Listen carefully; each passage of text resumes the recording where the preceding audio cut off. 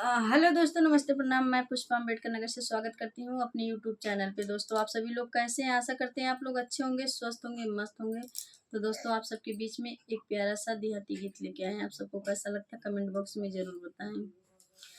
अब ना रहा बैसैया माटी के घर में, पका पिटवाई द बलमुआ, हर पका पिटवाई द बलम जी। दिल्ली सहारा में पका पिटवाई द बलम जी। दिल्ली सहारा में पका पिटवाई द बलम जी। अब ना रहा बैसैया माटी के घर में, पका पिटवाई द बलम जी। हरे पक्का पिटवाई द बलम जी। पटना सहारा में पका पिटवाई द बलम जी। पटना सहारा में पका पिटवाई द बलम जी।